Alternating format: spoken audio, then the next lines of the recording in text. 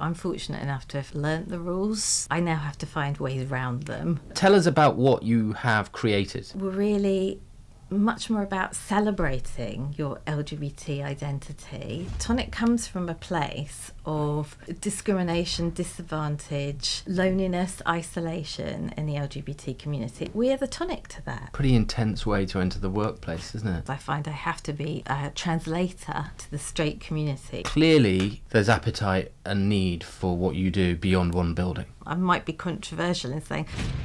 Hello and welcome to devcast, Deverell-Smith's podcast, where we explore themes, trends and all things real estate alongside influential leaders and figureheads from the industry. Our guest today is none other than Anna Kear, CEO of Tonic Housing, a pioneering organisation that aims to create self-welcoming and affirming housing options for the LGBTQ plus community in their later years. She steered Tonic Housing towards remarkable successes, pushing boundaries, breaking down barriers along the way. So without further ado, let's welcome Anna. Anna, thank you so much for joining us today. Thank you very much. It's nice to be here. I've been looking forward to this for such a long time. I can't wait to dive into the Tonic Housing story. But before we do, I kind of want to dive into your story a little bit, if that's okay. Yeah, that's fine. You just told me on the way in here, born in Worcester. Yes.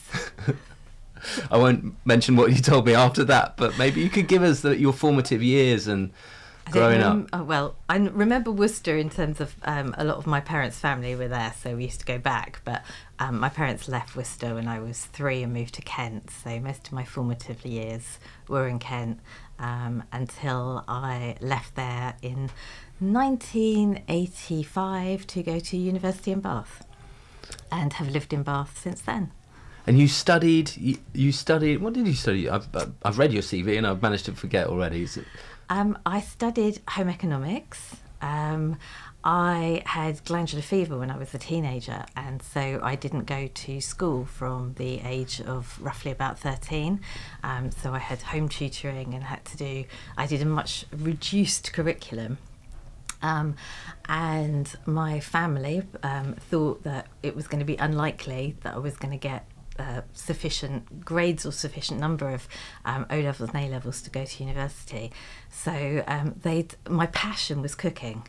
So my grandfather had very kindly set up for me to go to Prue-Leith School, and thought that that was a good way of, circumventing that issue and getting my career launched. I kind of surprised the family by actually getting a reasonable number of O-levels and a couple of A-levels with good results, and I got myself a place at university in Bath to do home economics. So I kind of wonder what my life might have been like had I gone to Prue-Leith instead of taking that route, because doing home economics got me really into housing, which sounds a bit odd, but if you break it down, it's about the economics of the home. So housing was an integral part of that study. Wow. Well, is cooking still a big passion? Definitely. Yeah. You can't really take that out of you, can you? No. When you're kind of a foodie at heart. So yeah, very much do that. But that's a hobby passion, not a career passion. So you've just made the connection there between home economics and the world of housing. So maybe you can talk what happened. You qualified. You got your degree, and time to get a job, I'm guessing. Yeah, absolutely. And I think my interest had gone down that route rather than the kind of more sciencey food technology side of things. So I was looking around. I was not working for a little while, and then a job came up in a homeless accommodation. I won't say a shelter, because it was actually we had some very temporary immediate units, but most of it was a converted whole terrace in Bath, and a lot of the accommodation within that where people could stay up to a year. So it was almost like transition from street to actually getting people into permanent housing and taking them through those kind of steps that were needed, which sounds the nice clean version. It was actually, age 21, it was very hard work and very challenging. Well, I was just going to ask you, can you share some of the stories and what it taught you and how that shaped your career, I suppose? I think it taught me really on the importance of collaboration and working with others. So, for example, working really closely with the Women's Refuge, other homelessness organisations, the local authority. You couldn't really do anything on your own, and also that kind of it's usually very small staff numbers in organisations like that, so you find your colleagues in wider networks than just in the organisation. So it really was a very good grounding in that way. It also made me understand that housing, yes, it is about bricks and mortar, but fundamentally it's about the people experience. And, you know, a lot of people there with drug and alcohol issues, with mental health issues, you know, and the trauma of homelessness as well. So, you know, it was seeing it in that holistic way that was really important for me, sort of making my next steps. It's a pretty intense way to enter the workplace, isn't it? It was, yeah. I lasted 9 months. Did you? Yeah. And then what? After that, I decided I did need a little bit of distance. It was shift work as well, so I used to have to do overnights and live in. I decided that I needed a little bit more boundaries around my sort of work life. So I actually got a job for a local authority as a homelessness officer. So again in homelessness, but more structured office hours, and really operating the homelessness legislation that had come in, and actually assessing applicants, managing their moves into temporary accommodation. And in that time, I think, you know, we had lots of issues with mortgage repossessions. You know, it's very much so are we late 80s? Yeah, exactly. And kind of the effects of the market from that. And we had a lot of people who'd bought their council houses, for example, and then were coming to the council saying they couldn't afford them. Exactly. So there was a lot to deal with. We had to increase our volume of temporary accommodation. I was kind of very passionately involved in that, in terms of, although I wasn't doing the development and acquisitions myself at that time, I was very involved in, from being a human perspective, that people, you know, needed to be in family units, not to kind of be, and they needed to be safe, and not split up. And I worked there for about 2 years, and in that time I remember putting a paper forward. It sounds really arrogant now, but I was just like seeing lots of things that were going on, so I put a paper forward to senior management to change the way that we worked, and to actually set up a homelessness prevention service rather than an emergency reaction service. And so we changed the service, and we did a lot of interventions then, in terms of going to court and challenging those eviction warrants, you know, trying to capture it earlier, and seeing if we could actually prevent the trauma of having to be made homeless. So that's really, really interesting, because very sadly here we are in 2023, and we were just talking about a trip you've been on recently, and homelessness. I mean, it's still here, and it's still a problem, and it's still horrific for those that find themselves in that situation. Do you think that paper that you wrote 30 years ago, the recommendations, they stand the test of time, and do you see them actually much more commonplace, or are we repeating the mistakes of the past? I think they probably do. I don't have a copy of it to look back at.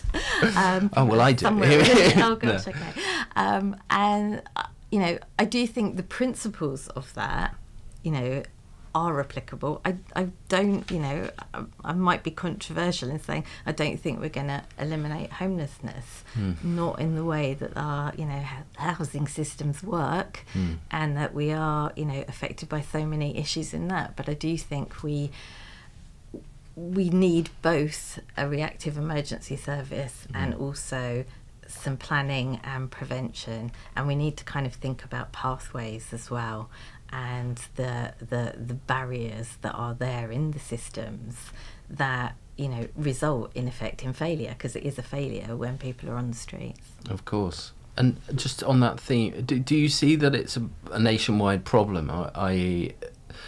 we, the state, if you will, are as inefficient and ineffective everywhere, or some councils, centres, areas of the country, have they got a better grip of it than others? I'm no longer an expert on homelessness, so I won't kind of, say that I've got my finger on the pulse of exactly what's going on. But, obviously there are areas where, particularly cities where you see more street homelessness, and you've got a greater increase in the problem. You have got a problem also in other parts of the country, and it's quite often hidden homelessness and people sleeping on sofas and things like that. I think we've got housing shortage as well, so you've got all that sort of obviously as part and parcel of the issue, and then a shortage and the cost of temporary accommodation. So it's complex in managing all of that. But the bit that I would always go back to is the human element of it. Put yourself in the perspective of every single person is human, and think about what it's like for them and the pathways that they need. And I know you have to work within limited resources, but I think sometimes we lose sight of that in our systems-driven approach. So, where are we? Early 90s now, and your next step of your career was from homelessness to housing associations, am I right? So after, I suppose, almost 3 years of doing homelessness directly and then through the local authority, I felt that wasn't really going to be where I wanted to be for the rest of my time. I was very aware of it, but that wasn't going to be my skill set. And I wanted to be, I suppose, part of the solution, the housing solution, and part of contributing to increasing housing supply. And that's how I joined an organisation called the Rural Housing Trust. That was very innovative at the time. Rural exception sites had only just come in as a result of the campaigning work of the Rural Housing Trust, and therefore it was a fantastic opportunity to join when all of these local rural housing associations were setting up. There was grant funding available for development. Local authorities were willing to work with us and help provide sites, and I joined, and I remember a car, again, small organisation, a car turning up with literally cardboard boxes full of files saying, there you are, get on with it. And it was working from home. They didn't even have an office. They had a London office, but not local, as I was in Bath then. And we had 4 developments on site, so I had to get up to speed very quickly. Yes. And if I roll the clock forwards, you've covered almost everything in housing from what I see. I mean, big, small, councils, all the different facets and functions of the housing industry. So I want to jump straight into Tonic Housing. I mean, how did that happen? What was the catalyst? Where did the idea come from? How did it come together? Okay. Well, Tonic is not my idea, not my baby at all. It was very much a concept of our founders and our founder board members, that they, from their experience and also their questions of, I'm getting older, what's going to happen? I don't like what the choices are out there on the general market. It's very heteronormative, quite scary actually in some cases. And particularly the experience of Jeff, one of our former chair, of his partner having a degenerative disease, trying to find wheelchair accommodation and also appropriate care. And the story, we have actually, he's been on BBC TV to explain what it is, but I still find it quite difficult to recite his story of a carer coming in and actually praying for his partner's condemned soul at the end of his bed for being gay. And, you know, the pain that must have caused such a vulnerable person, the pain it caused Jeff, and the guilt that in his bit of time out as a carer, that was actually happening until he found out what was happening. And, you know, you realise when you break that down that is a situation that can occur. It can occur to a lot of people. And they were so passionate about wanting to change that and wanting to provide safe choices and options for people that were really much more about celebrating your LGBT identity and being with your people, so that, you know, it was kind of understood in terms of who you are, and not having to, I think the term is, you know, not having to come out every time you want to have a cup of coffee and a chat with someone, or explaining why you haven't got grandchildren. Yeah. So that was really the ethos behind that. And the founders spent a lot of time developing the idea.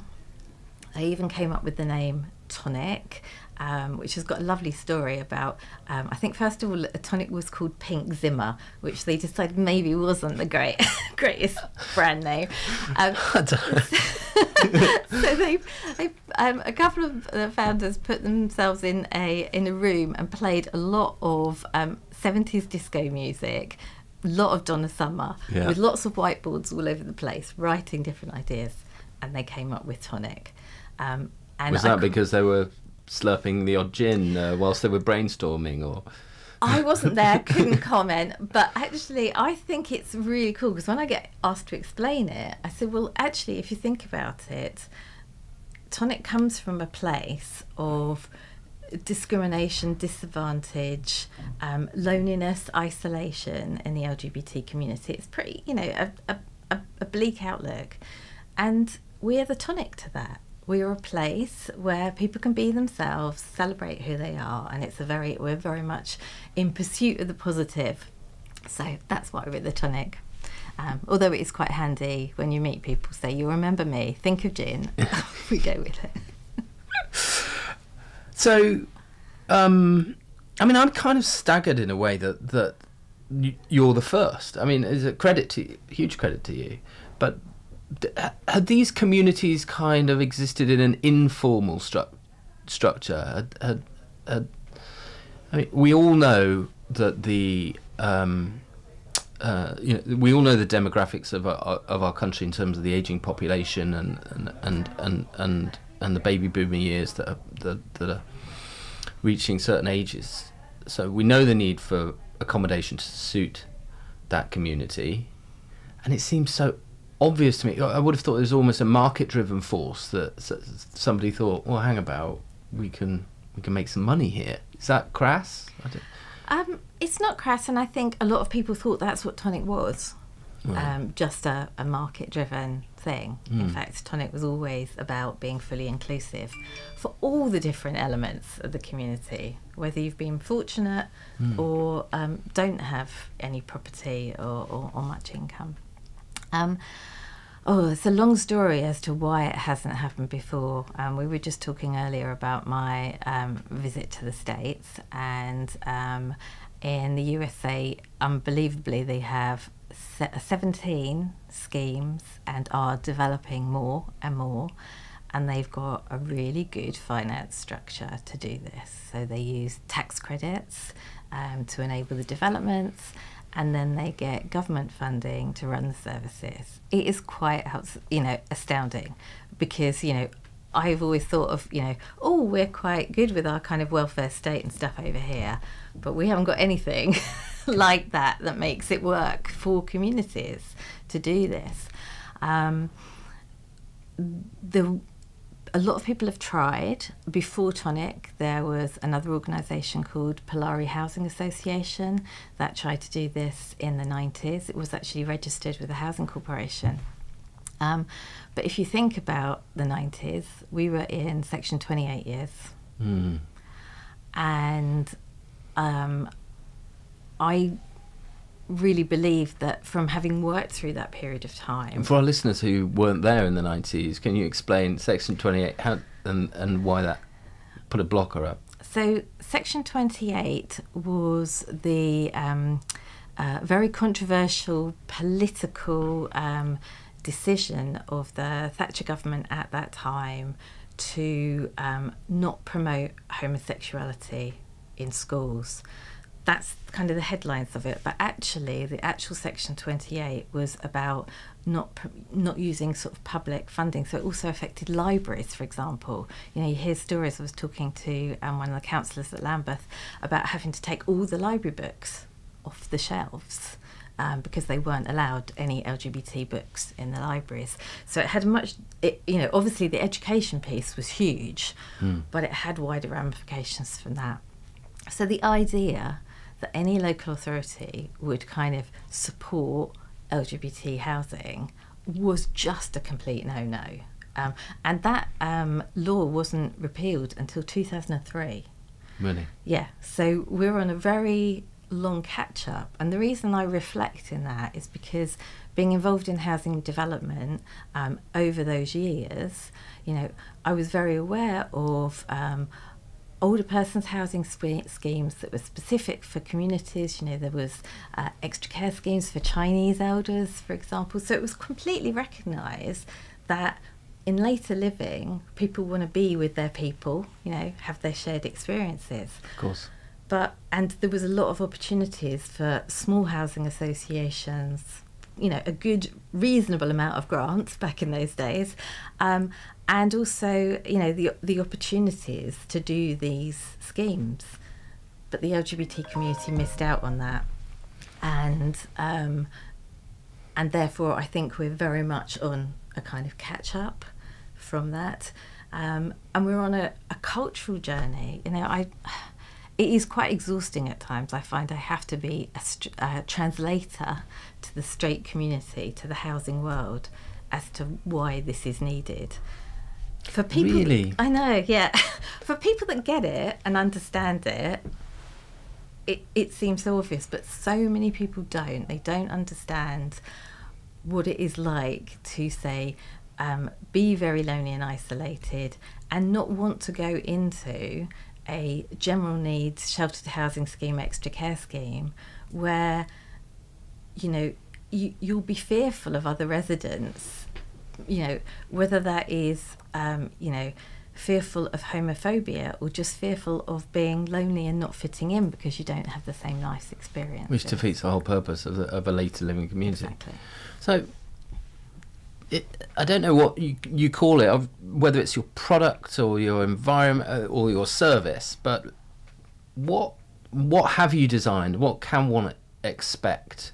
You've got a lovely building just south of the river, which is an area close to my first. I lived in Vauxhall for a long time. It's my first flat, so I know it really well, and I'll always love it. So tell us about what you have created.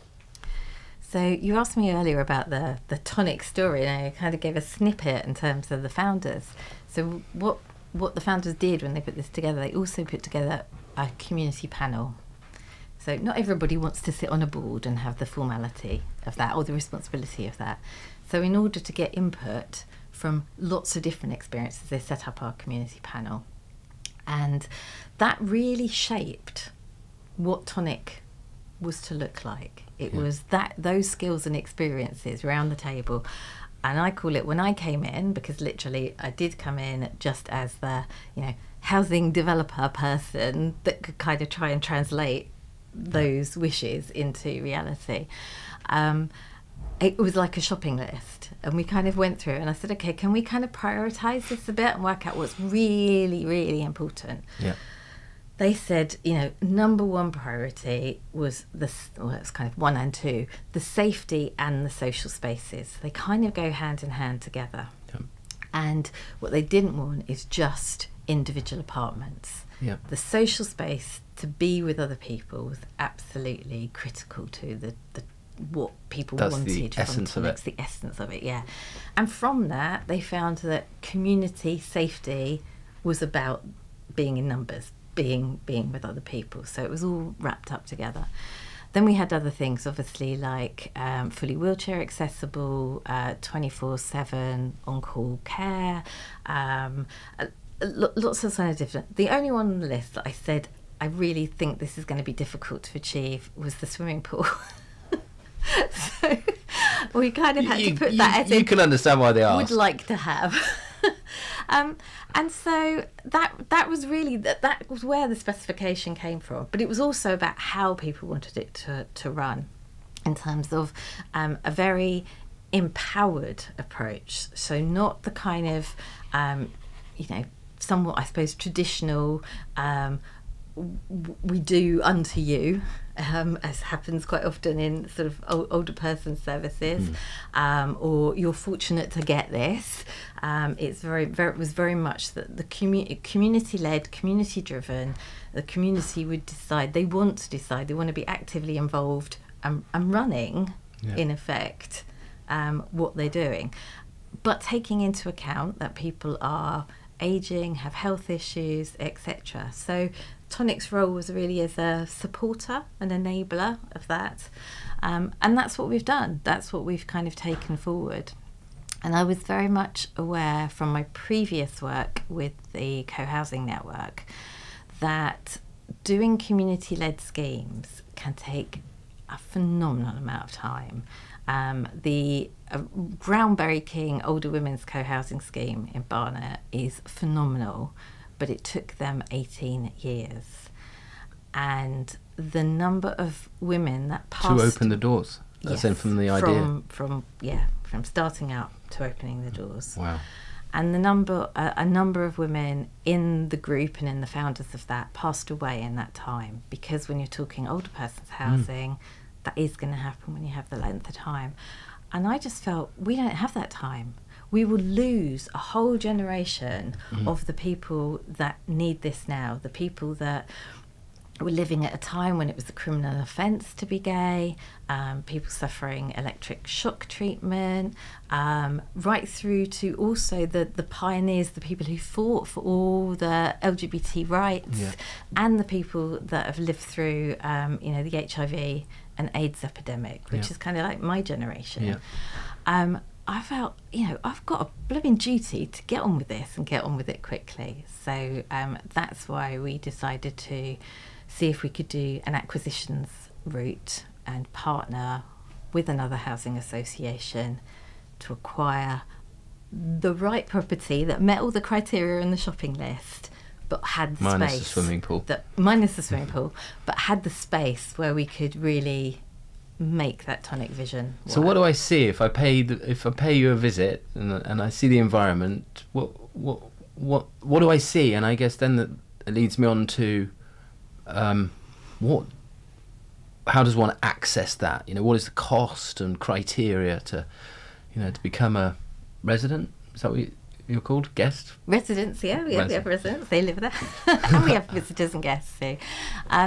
So what do you see? I suppose, first of all, as you kind of walk up to the door, you see a very iconic building. We are very fortunate to have a Norman Foster and Partners designed building. It was a Section 106 as part of the Corniche. Bank House is an entire tower. It's I pass it every single day. Well, you know it well then, and so it's fantastic from that point of view. For me, it's fantastic in that it is fully wheelchair accessible from street level, and as you know, Vauxhall, it's a pretty flat walk or wheel to the highlights of Vauxhall, and the whole building. Every bit of the building is fully wheelchair accessible. So there's no parts you can't go. You can't not go to your neighbour's flat. You can't, you can use the social spaces, everything. And that was really, really important in terms of how the space works. We've got pretty much the whole of the first floor is the social space. The building was designed as an extra care scheme. Through the 106, and that was very much driven through Lambeth Council, but working with One Housing, who were the partnered with St James in terms of doing this, and to give credit where it's due, it was some of the people in the development team at One Housing that took the care and attention to the detail to get a fantastic building working as a really gorgeous, I have to say, extra care scheme. If you visited and came onto the first floor, you'll come into kind of the lounge dining area. We've got a bar. It's actually got rainbow lights on it. It had rainbow lights on the bar before we came in. It was like, it was waiting for us. It was meant to be. We've also got a kind of snug there. We've got a first floor garden area that you can go from the bar. All the furniture is movable, so for the dining room we turn that into an arts workshop. For the lounge we turn that into a cinema. We can do lots of things within a reasonable space, but we're kind of quite creative with that. And when Tonic came in, part of our partnership with One Housing, because they have we have the top floor, 4 stories from 11 to 14, but One Housing have floors 2 to 10, which are extra care Lambeth residents, and it's very much together working, making it an LGBT affirming scheme, but also making, there were existing residents in there, so it was working with the residents to reassure them that what we were bringing was going to just add value. We were not going to take anything away from anyone at all, but we would be adding things. And we worked with the residents. All the residents are always invited to everything we do. You don't have to be a Tonic resident, you can be One Housing resident. And we did a lot of this through those strange periods of lockdown and what we could and couldn't do. And we created an arts catalogue, like a gallery catalogue, and said, pick your favourite top 10. And then we actually purchased those artworks and, refurbished the living room, because it was quite... it's so cool. Yeah. It was so cool you were featured in Vogue the other month, right? I mean, this is how... Not me personally, our residents were, yeah. I just think it's marvellous, and I desperately want to come and pay you a visit and hang out and... Yeah, cinema it is really night. good. Well, tonight is the bar, so we have our bar regularly open by Tonic staff and volunteers on a Thursday evening. As long as you've got Donna Summer as well on repeat, then I'm 100% in. But could you give me some stats on your residents? The age demographics. I don't know how you look at that or how you measure that, and clearly there's appetite and need for what you do beyond one building. Absolutely. So, gosh, how do I break this down? I suppose so we have over 500 people on our register of interest. The important part to say is that the properties that we acquired are shared ownership properties on those top floors. 19 properties we acquired with a loan from the Mayor of London, because we were new, we had no assets, no track record. Accessing private finance, etc. was a bit of a no-no. And the reason for that is not because we only want to do shared ownership, but it was that there is statute that we couldn't actually provide affordable rented housing without being a registered provider. And you can't be a registered provider without either having property or having a firm commitment for a scheme, as in funding, etc., and a site. So you're in this complete chicken and egg scenario. So we're like, well, we've got to start somewhere. So shared ownership is a good place to start. Now, we had to do our evidence base for that. We worked with partners, Stonewall Housing, Opening Doors, and the University of Surrey to do a community-led piece of research in London, which is called Building Safe Choices 2020. We had 624 older LGBT Londoners, it was London specific, respond to that. We started the project pre-COVID with some workshops, which was really good, but had to complete the survey online, so actually getting those kind of responses from older people was quite amazing. And that's a really important piece of research evidence, because Nobody had ever asked the questions before. They'd asked questions about housing and care needs, but nobody had ever asked, how much can you afford? So we could cross-tabulate the information about what people were saying they wanted and actually what the range of people's current situation was. And we got a really wide range in that a lot of people were owner-occupiers. I can't remember the exact stats off the top of my head, but it was over 50% were owner-occupiers. A lot of them owned outright because historically they were able to buy in the past. We had a number of people then in private rented accommodation and a number of people in social rented accommodation. We had a real mix. So from that, we could say that, well, there is the need for that shared ownership where people would actually sell their existing property.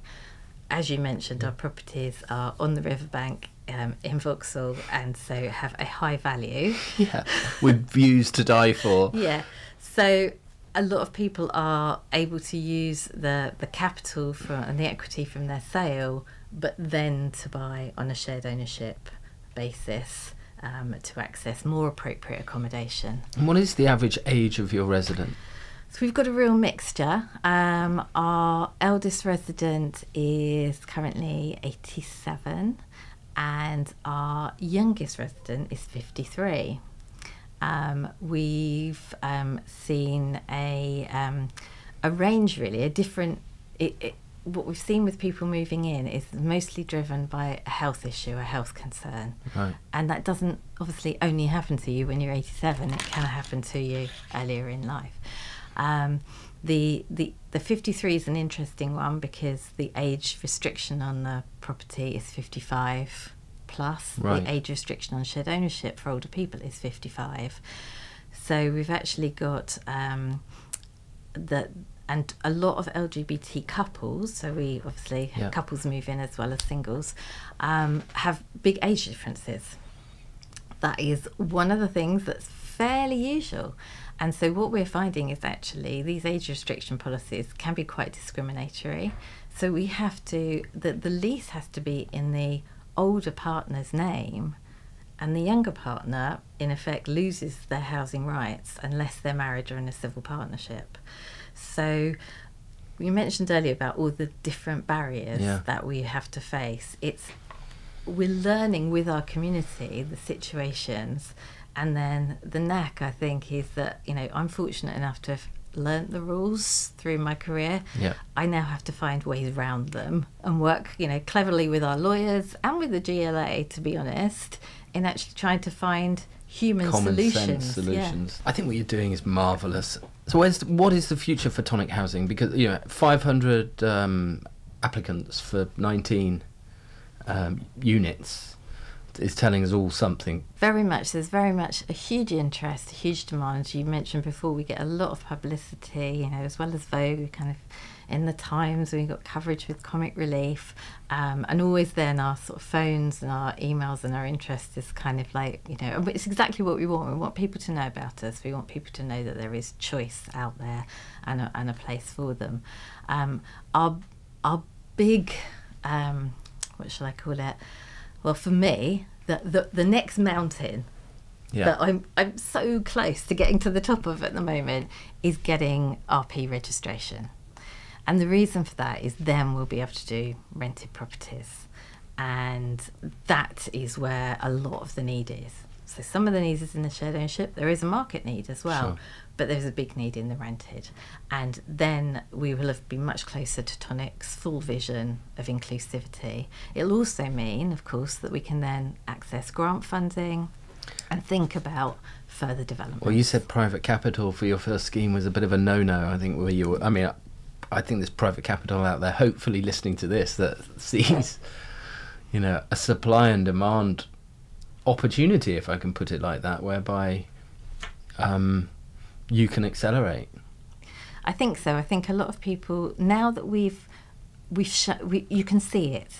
It's always difficult just to sell a vision and an idea. Yeah. And you can talk about it, you can brand it, you can, but now you can actually come and Pop see along. it and feel it. Yeah. Meet the residents, chat to them, see what their experience is. And so I think it's very believable now in terms of where we've got to on this journey. So it's quite an exciting next stage. So yes, if you're interested in financing us, I'm then not sure do I get in can touch. fund your next bigger project, but I might know a few people who most definitely could. We're running out of time, which is really sad, because I've got millions and millions and millions more questions to ask you. But I have to dive into sort of wrapping this up. I'm so sorry. Maybe we can do a round 2 with some of your residents as well. That'd be absolutely. even more. They're more interesting than me. We play quick fire questions. Are you up for it? Go on then. You sure? Yeah, I'll You probably don't be look sure. hopeless. I'll try. No, you can't fail on these. Okay. This is the beauty of them. And I don't write them, I'm just reading them now. So, here we go. Classic films or modern blockbuster? I'll probably fudge it and be somewhere in the middle. I think my favourite film ever is Mulholland Drive. I've never seen it. Oh, you should. Do see it. And I've just driven through LA, and I wanted to go the whole of Mulholland Drive. I was so exhausted from doing the drive through LA that got wiped off the list, unfortunately. But watch the film, it's really good. Okay, I watched the film. Beach walk or mountain hike? I would say both. It's all about being out in the fresh air at the moment. Probably at the moment, because I've not been so well, the beach walk is more likely, and a reasonable. I went to Yosemite in California, and I kind of did a reasonable amount of hiking, but I've got to be a little bit careful not to overexert myself at the moment. It's a hard choice, isn't it? One's a walk, one's a hike. Yeah. Not the same thing. No. Ice cream or sorbet? Depends what it is, doesn't it? It's kind of Like for like flavour. What's your favourite flavour? We start with that, maybe.